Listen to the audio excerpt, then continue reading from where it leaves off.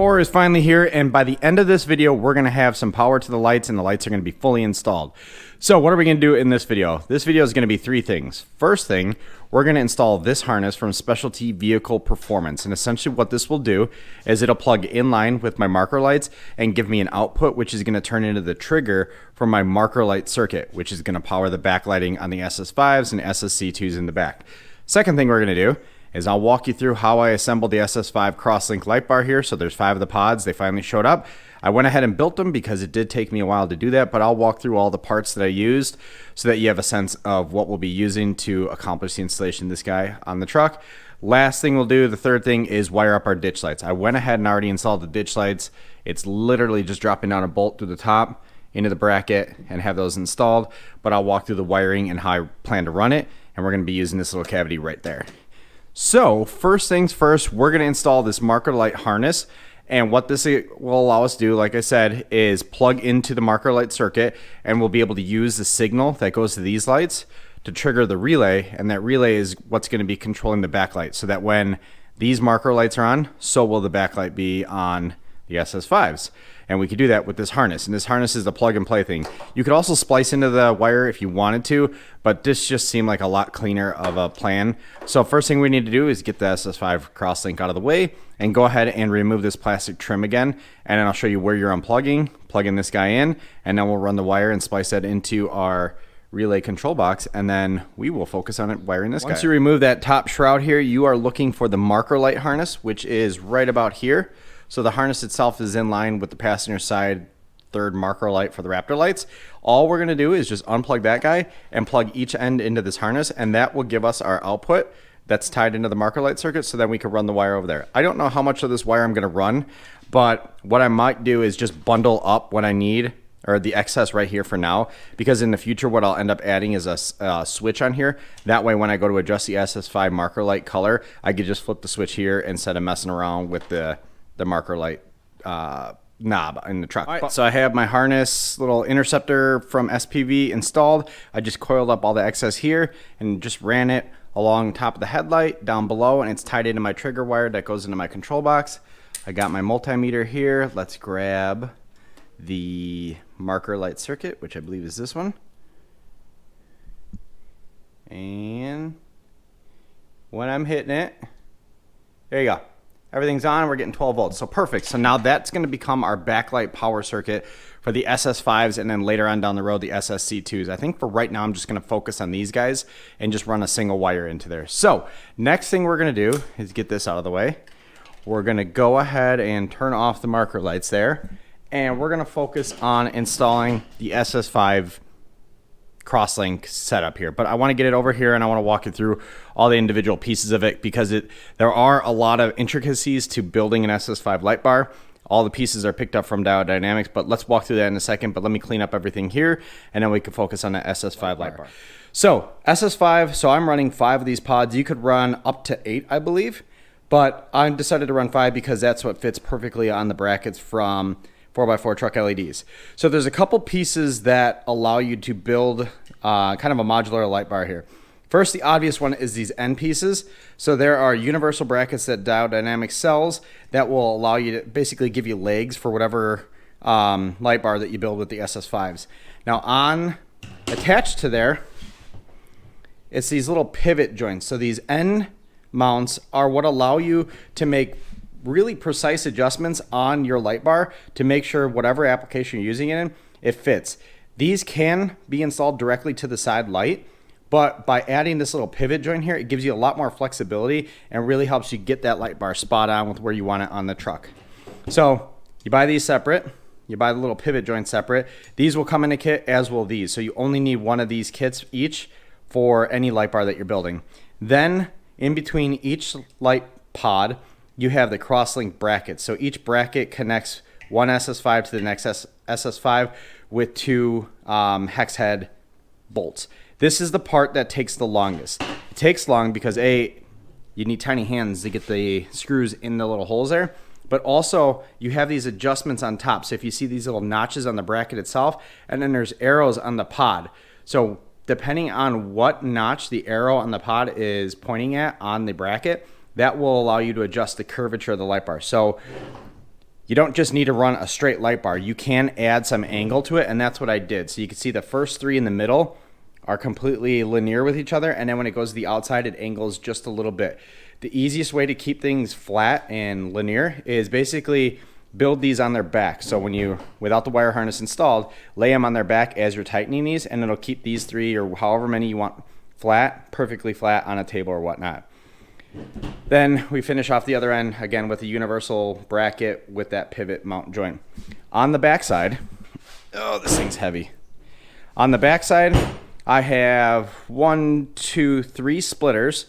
So we got the last light pod, splitter, another splitter, another splitter, and then right here is where the power from the vehicle is going to plug in. So basically one plug will be able to power all the SS5 pods. So that's how you set up your SS5 pod crosslink. So again, I'm doing 5, you could do 6, 7, 3, 2, whatever you want, but you'll always need either these universal brackets or your own brackets, these pivot mounts, and then however many crosslink brackets you have minus 1. So if you have 5 pods, you need 4 of the crosslink brackets to connect them all. If you have 3, you only need 2 of the crosslink brackets. So that is going to live right here and here. It's going to look awesome. Now, I played around with a few different designs when I was doing this. I wasn't totally sold on using these really tall universal brackets, and I've actually posted in the Diode Dynamics group asking folks what they've used. Originally, I actually had this bracket sandwiched in between here because I thought, hey, maybe it'd be nice to have a really low profile mount. But because of the wire harness in the back, that was actually pushing on the filler here. So with those larger universal brackets, it actually moves the light up, puts the wire right about here, and it's not going to hit anything. So that's exactly what we're going to do. So next half hour or so, I'm going to mess around with trying to figure out the best wiring path to get a wire, 2 wires, my marker wire and my power wire from this little bundle of wires here, drop down right to here. I want it to come out of the grill because that'll keep it nice and concealed behind the light pods. When you put the pods in here, you don't see anything coming out of here. So I either want the plug to come out of here or right over here.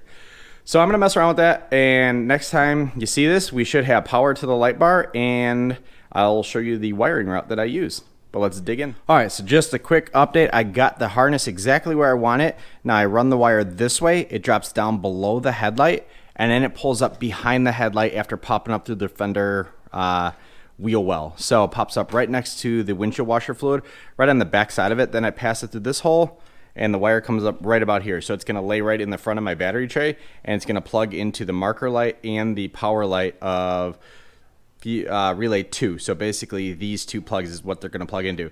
And then the ground, I'm just gonna use this ground right here for the light. So I have a white, that's for my backlight, red is for power, black is for ground. Ground's gonna go here, white and red are gonna attach to here.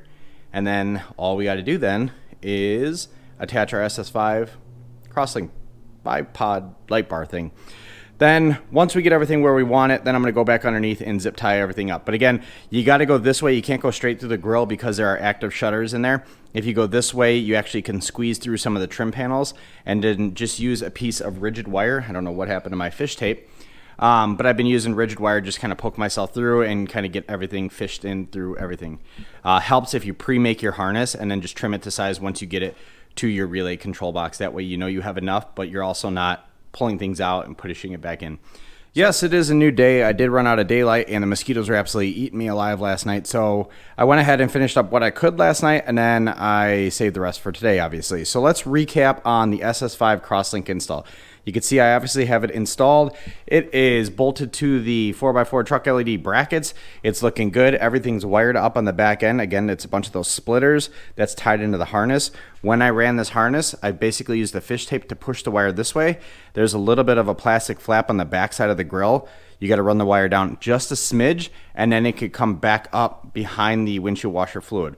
Comes back up this way. I pop it through this hole in this upper cross member, and then drops down into my plug. And I went ahead and I just added it to the ground that I use for all the control box grounds here. I figured it's already here. Rather than crowd this one, we'll just add it to that lug right there. So anyway, everything's powered. So the marker light is powering the backlighting on the SS5's, and then the main power coming out of aux 2 is gonna control those. So everything is powered up, ready to go, and I'll show you how those work in a second. And then anyway, let's get the camera set up and I'll show you how these guys operate. Oh, one other thing. I did go ahead and add a switch in here. So I basically just clipped that line on that harness that was intercepting the marker light signal, added a switch on there. That way I could change the color of the SS5's. I thought I could do it with the knob inside the truck, but there's such a delay that it doesn't give you the opportunity to kill and turn power back on and off quick enough to put these guys into programming mode. So let's go ahead and turn the lights on and I'll show you how they are. All right, for obvious reasons, I already have them set up as orange, but basically I turned the marker light switch on the dash, and since these came on and the relay is tied into these lights, so did my backlights. But anyway, this switch here, again, is just to kill the backlighting. So if I ever think it's excessive, I could turn it off, but it also allows me to put it into programming mode. So the way you do that is flip it on and off 3 times. And now we could cycle through all the colors. Obviously, we'll go back to orange here. Hard to do this one hand, so there's orange. And I know the camera makes the orange look a little bit paler than the one on the truck, but it is a spot-on match. I don't know, maybe it's just the different types of LEDs. But anyway, the SS5's are awesome. They are powered up. They're ready to go. They do provide a ton of light, and I'll give you some dark footage at the end of this video. But let's go ahead and shut everything off, and then we can focus on the ditch lights and our wire route on those guys. All right, running the wires for the ditch lights are going to be significantly easier. So like I said earlier in the video, I'm going to use this little cavity here. So if you go ahead and undo these tabs all the way across this cowl, it gives you nothing but access inside here.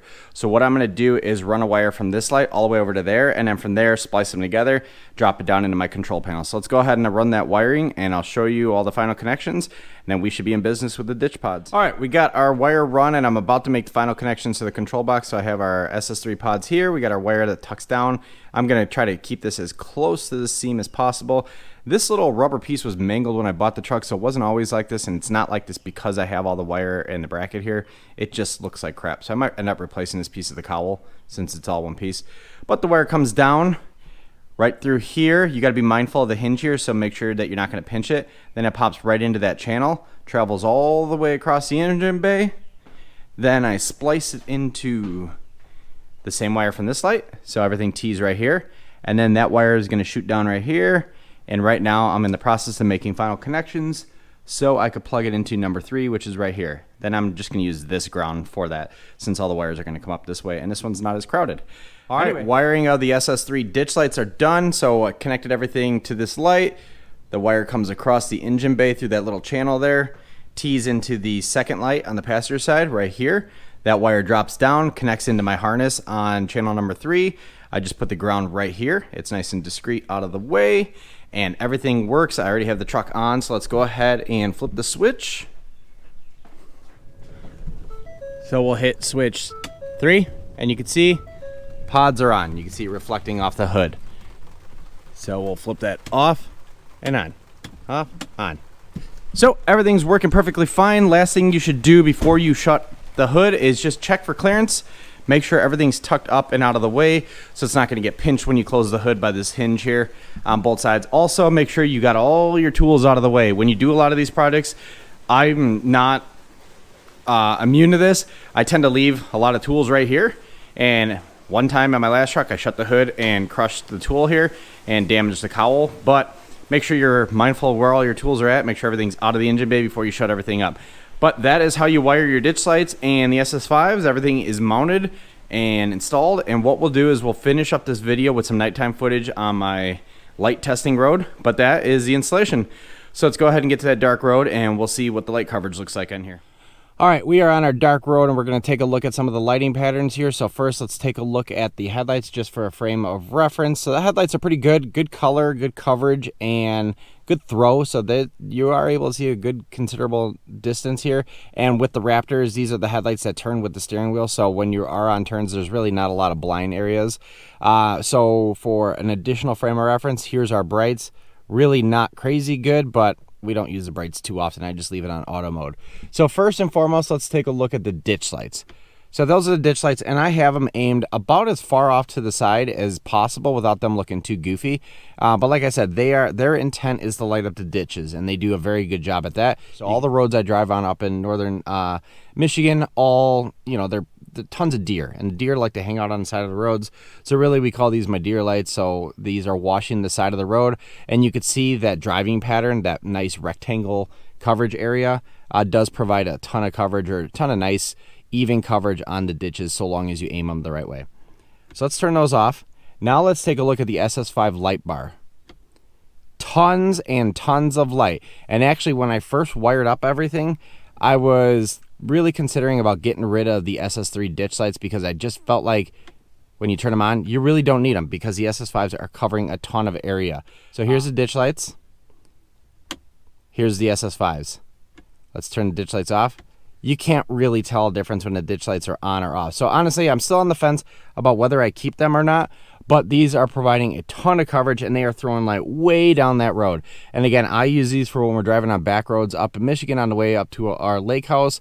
It's just nice to be able to have that level of visibility, but also to be able to turn it off quickly if you ever do see any sort of oncoming traffic. So again, one more time, we got our headlights, we have our brights, and now we have our ditch lights, and last but not least, our SS5s. So let's turn off the ditch lights, and you can see the SS5s are probably doing 99% of the work. Ditch lights just give you a little bit extra. Again, on the fence, I might get rid of them. Let me know if you want them down in the comments below. But that is the lighting pattern of the SS5 light bar and the SS3 ditch lights. If you got any questions, let me know. I'm going to go grab some pictures here, and then I'm going to get my kids into bed because they have been very patient with me while I try to film this on a road that I thought was supposed to be empty and is actually really crowded tonight. But anyway, thank you very much for watching. Appreciate it. Hope you enjoyed this part of the video series. I got one more coming up where I'm going to install those SSC2's on the back of the truck. Any questions, comments, leave them down in the comments below. Definitely like, comment, subscribe. Appreciate it. Thank you very much for watching, guys. Bye.